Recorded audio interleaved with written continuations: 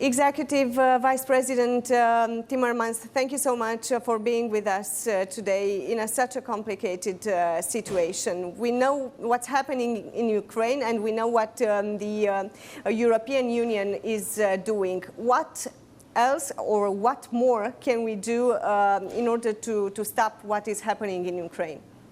First of all, I have to start by saying that Romanians can be extremely proud of their country today. 500,000 of people have found refuge in your country, and we are all in deep admiration of what the Romanian people is doing to help those poor people who have to flee from their homes. And what we need to do is show this solidarity across the European Union. We have to make sure that we don't leave this burden to one or two member states, not just to Poland and Romania, but that we all do our part on a personal level and on an official level to make sure those refugees, and there will be many more, I fear, will find a safe refuge in Europe. That is a very important thing. Secondly, we have to continue to support the democratically elected government in Ukraine with weapons, with material support, with food, with water, with medical supplies if they need them. Anything should be done to support and help them. And thirdly, we need to quickly reduce our dependency on Russian energy. We have to be more sovereign in terms of our energy production. And for this, we have presented a plan today that hopefully will be the basis of a discussion between our leaders in Versailles on Thursday and Friday.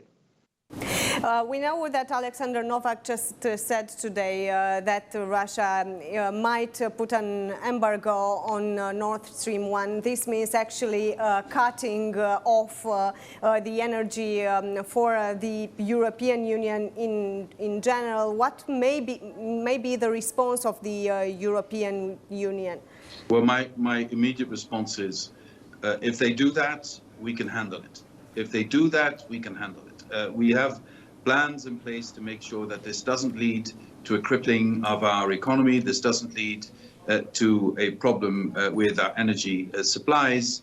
And we are also working very hard that by the end of the year, by the end of this year, we will have reduced our gas imports from Russia by 2/3.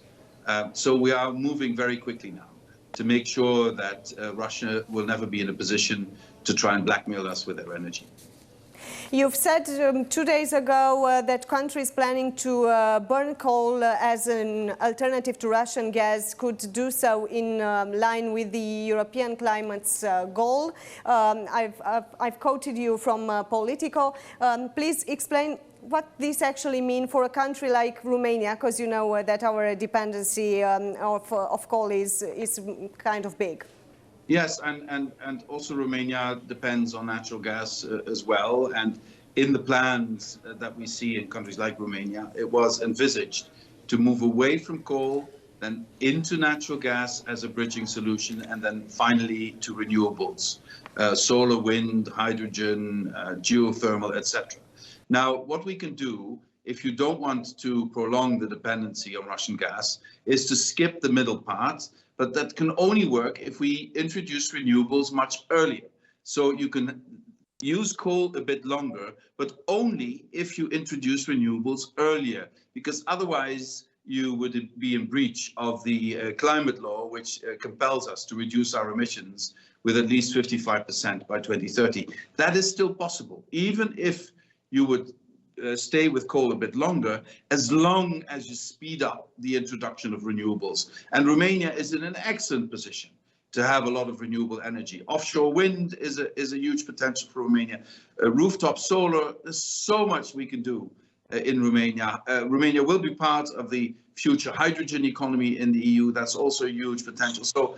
And Romania has a lot of potential also in the money that is part of the Recovery and Resilience Plan to invest in that transition. 27 countries, 27 different economies and different dependencies on Russian gas, if we are looking just at this situation. Do you consider that all the countries can and will actually take the measures in order to cut the dependency from Russia's gas? because you've said you have a new plan that will be discussed. I don't know which part of this plan you can explain to us now. Well, it is clear that not everyone depends in equal terms on Russian gas. So, like with many issues, not every member state is touched by this in the same way. But we have seen in this crisis, we've seen with this Russian aggression, what has astonished Putin is that we were united as Europeans.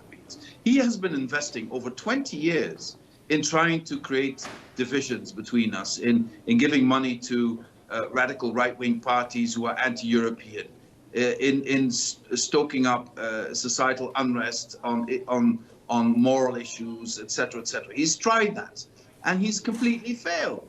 So the strongest thing we have going for us is our unity. And that means that if we have different situations in the energy sector, we need to show solidarity with those countries who have the biggest challenge in this transition. And that is the only way forward. And that is something I hope our leaders will discuss in Versailles on Thursday and Friday. In the end of our discussion, because I know your schedule, your agenda is actually very, very full today, and thank you again for being with us. In the end of our discussion, what is your message for those who are still thinking that the European Union is not doing enough? I think we will see very soon that the sanctions we have agreed will have a huge negative effect on Putin's regime. I also believe, and I want to make this very clear, nothing is off the table. We could have more sanctions, we could have more measures. This is something our leaders will discuss again later this week. I want just to say one thing. Our success is our unity, and we will do everything to maintain that unity and to come to the rescue of those countries who are most in danger of being put under pressure by Putin.